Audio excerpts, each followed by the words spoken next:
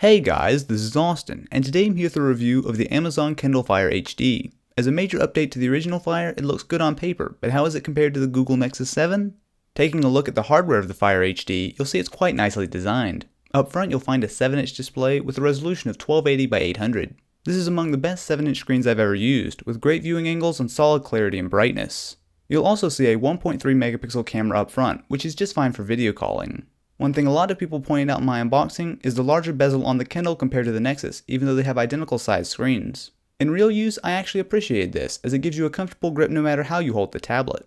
Flip the Fire HD around back, and you'll see it's coated in a soft touch rubber with a pair of stereo speakers. It's perfectly comfortable, however I found myself liking the feel of the Nexus 7 more with its golf ball like texture. Speaking of speakers, you'll find that the Kindle Fire is absolutely no joke. For a tablet, there's plenty of volume, and when holding in landscape, it's actually enough to give you a bit of a surround sound feel. It's head and shoulders above the Nexus 7, where the audio is definitely one of the weaker points.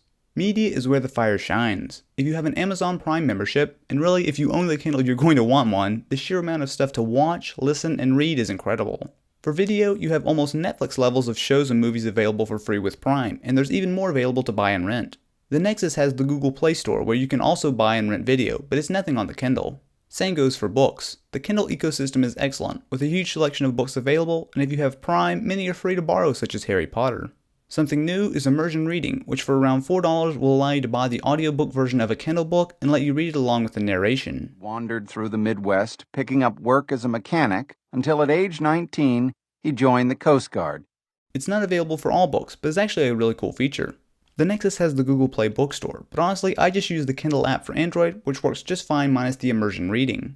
Getting away from media, let's talk a bit about the software. The Kindle Fire HD runs Android 4.0 Ice Cream Sandwich, but with such an in-depth scan, I don't think it's a stretch to call it a new OS. It's a big step up from the last Kindle Fire, as the carousel is much smoother and there's less lag to be found. That said, it still strikes me as poorly designed. There are no physical home or back buttons, instead they pop up on the side of the screen. The apps themselves are also oddly laid out most of the time, and the entire experience just feels unnatural and complicated.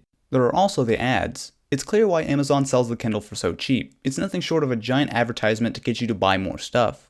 Lock screen? Ads. Home screen? Related content, aka ads. All the main apps? Ways to buy stuff. There's even an offers app, which just houses ads.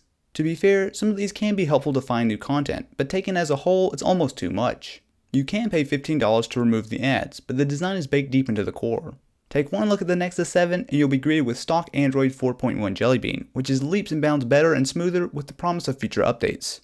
As the Kindle Fire really isn't aimed at the geek crowd like me, I won't go too in-depth on the specs, but inside you'll find a dual-core processor and 1GB of RAM, which is just fine for even more demanding games.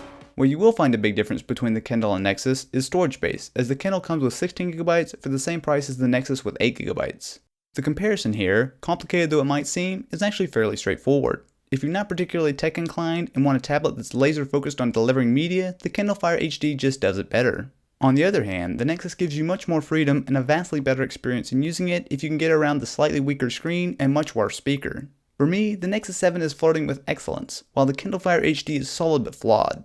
I feel it's best for a lot of people, but definitely not for me.